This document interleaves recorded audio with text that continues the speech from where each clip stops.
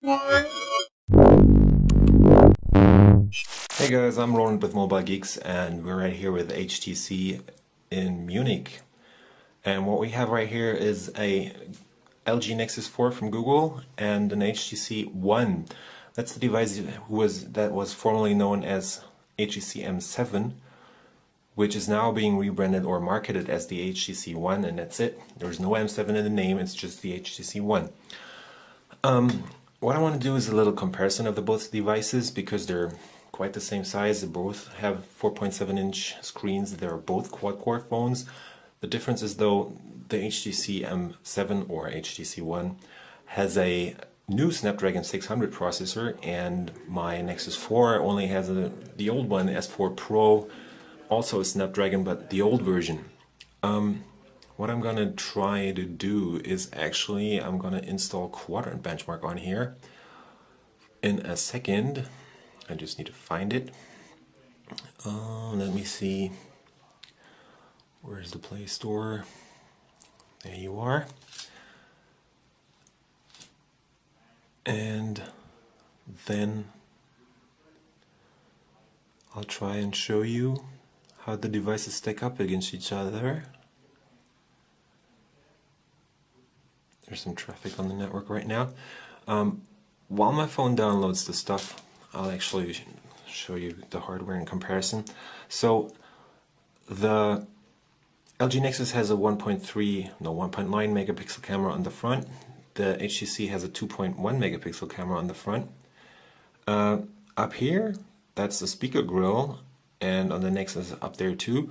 But on the HTC, they have integrated a speaker bar on the bottom too, because it has something called boom sound, which is supposed to be louder than the iPhone. It's about 93 decibel, I think I read.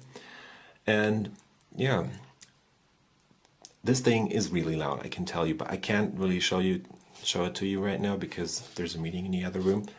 Let's take a quick look around. As you can see, I don't know if you can really see that in the video, they're quite the same thickness. I think the Nexus is 9.4 millimeters thick, while the new HTC is at 9.3 millimeters, though it tapers down on the side to only 4 millimeters. So the Nexus seems a little bulkier. On the bottom, on the HTC, this right here is a little mic. Right next to it we have a micro USB port.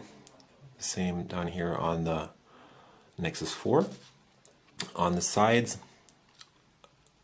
we have the power button on this one. This right here is the SIM card slot, and on the other side there's no power button but the volume rocker made of aluminum, and that's the volume rocker on the Nexus 4. On the back we have something special on the HTC One, which is a so-called ultra pixel camera. Basically it has way bigger pixels than a typical sensor that you would find in the Nexus. The Nexus has an 8 megapixel camera, but the pixels on the HTC One are supposed to be more than or close to twice as big as on the Nexus 4, which, as HTC says it, is supposed to mean that you can catch more light with the f2.0 lens on the HTC One, so you can shoot better in the dark, which compared to the S3 works really well. And on the Nexus 4 I haven't really got a comparison yet because there's no time for that. The Nexus has this glittery glass back, which is, I think, gonna break pretty soon or pretty fast if you drop it. It's got a plastic rim and there's Gorilla Glass cover on the front. That's a nice finish. I have the protection foil that it came with on here, so it looks kind of messy right now, but good looking phone though. But the HTC One is also a good looking phone because it has this full aluminum body, which is made from one piece of aluminum, taking 150 hours. It's glued and melted and whatever. They're using a lot of techniques to come up with this cover, or the back cover, or the phone itself, like the whole casing. There's a tiny little plastic strip up here behind which the camera, the the camera. The antenna sits, and there's a noise cancelling mic right there.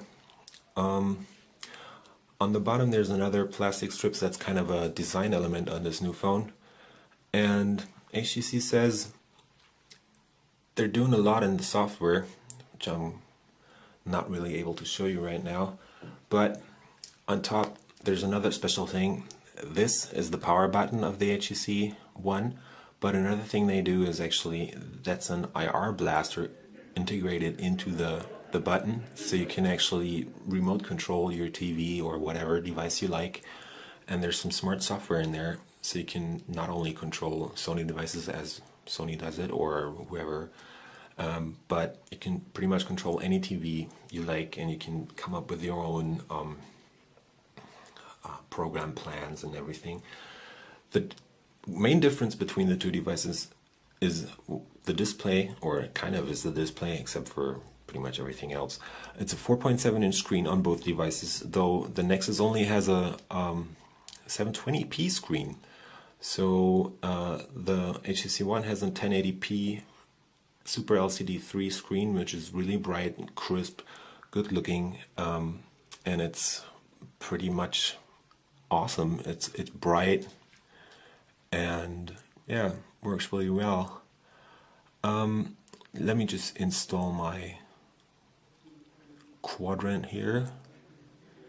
I hope it works out a bit faster than I first experienced.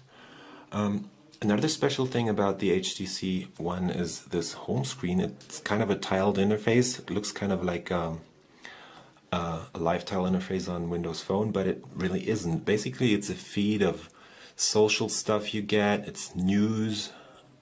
It's updating when you scroll up. There's calls in it. Pretty much it's a feed of everything that's coming down from the internet, and you just have to scroll down, and it goes on and on and on forever.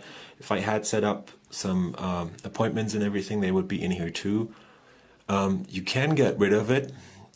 You can basically cut down on it as much as you possibly can, like take out all the sources and everything. But there's still some home screens for you to put your apps on. But you can't really deactivate it. It's part of HTC Sense 5, which is in here. As you see, it's a little different than the, or it's pretty much different than the old HTC Sense 4. It's got those graphics up here that are more purified. It's not as natural looking or whatever. It's more of a stylish design that's in here.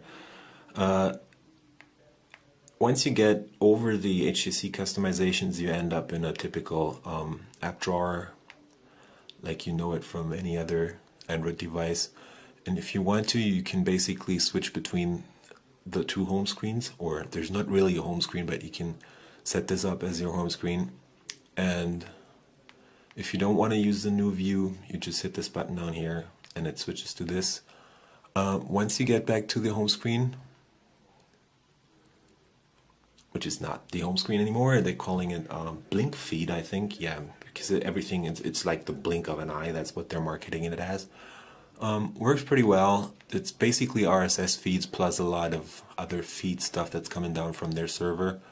You can add your own sources and everything, so yeah, you can pretty much do what you like with it. In the end, I like the phone a lot because it's looks good. It has a nice finish. I like the metal back. It's really well built.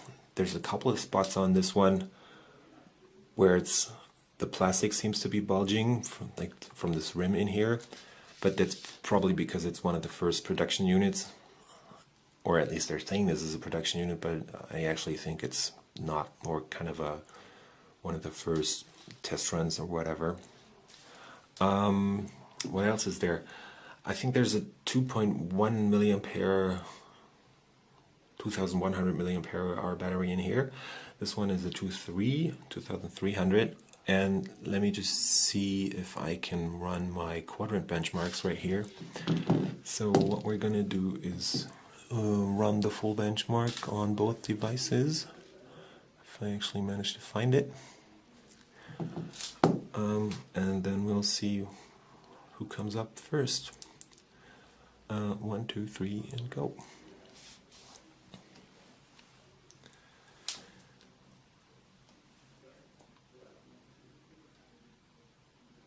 You can already see from the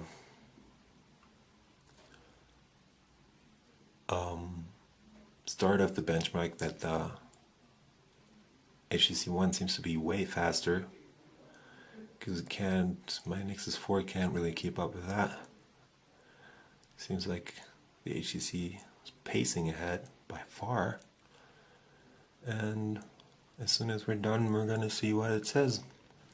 You can see we have a score of close to 12,000 points. I actually managed to get 12,000 something in quadrant benchmark on the HTC One, and I'm just going to try and show you the value. And here we have my trusty old Snapdragon 4 based Nexus 4.